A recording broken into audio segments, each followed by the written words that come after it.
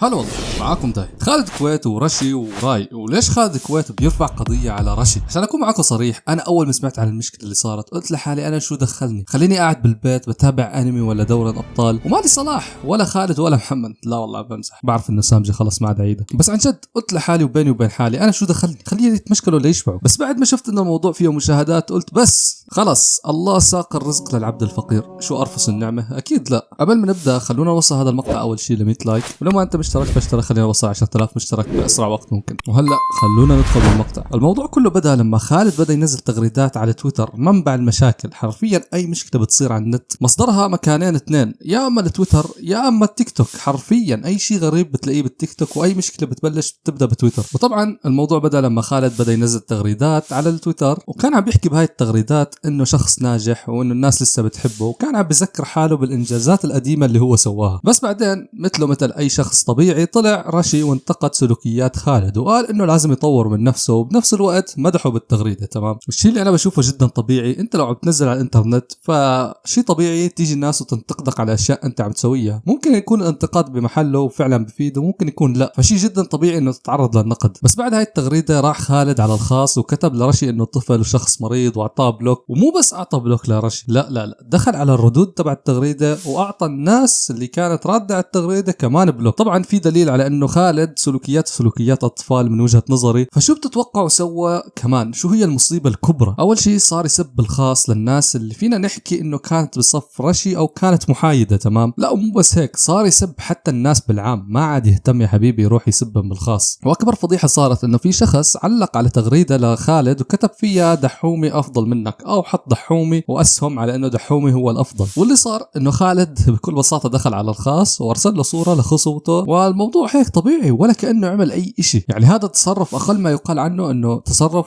قليل ادب حرفيا. يعني والله العظيم ما بستوعب كيف شخص مثلك كان له سمعته باليوتيوب بروح بيعمل هيك تصرف. يعني اول مره بشوف شخص بيفضح حاله بحاله. طيب خلونا هلا نحكي عن راي. مين راي وشو دخله بالموضوع؟ واللي دخله بكل بساطه انه راي كمان نزل مقطع عن خالد وكان عم يحكي فيه عن كيف قناه خالد كويت ماتت. وطبعا من تكبر خالد كويت الشيء المتوقع اللي اتوقع كلياتكم توقعتوه انه راح وكمان غلط على راي. هاي بكل بساطه يعني حرفيا خالد كويت عامل تحديد الكل ونازل سب وبلوكات وتكبر على كل هاي الناس. طب شو قصه الملفات؟ اللي ما بيعرف رشي هو خبير امن سبراني، وخالد بيدرس من مده تقريبا سنه علوم حاسوب، وصار يهدد انه بيخترق ملفات الناس وطبعا الناس اللي حكت عنه وبيعدل عليها او بيخربها. صراحه اي ملفات انا ماني عارف، بس المهم انه عامل فيها الهكر. تمام، عاد ان شاء الله ما يشوف هذا المقطع عشان ما يدخل على ملفاتي. اي ملفات الله اعلم. وطبعا في شيء نسيت اخبركم اياه، واللي هو موضوع القضيه اللي خالد طلع وحكى انه بيرفع قضيه على رشي، ودخل اشياء ما بعرف شو دخلها مثل المقارنات بين السعوديه والكويت، وتصرف صراحه جدا غبي. وبنفس الوقت بشوف تصرف عنصري كمان. يعني اي شخص بيحاول يدخل الاعراق او من وين انت، من اي بلد، او شكلك او لونك او دينك، هذا تصرف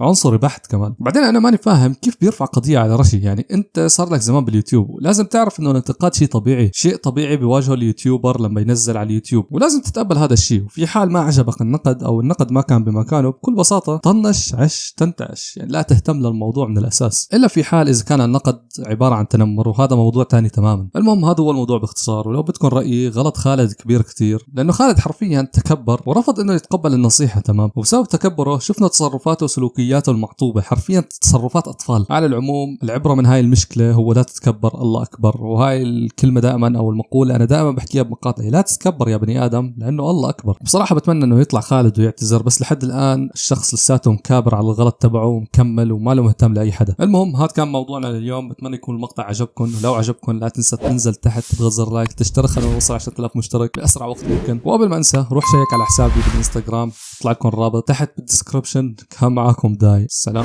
حلمنا نهارنا عمل، نملك الخيار وخيارنا الأمل، وتهدينا الحياة أضواء في آخر النفق، تدعونا كي ننسى ألما عشنا.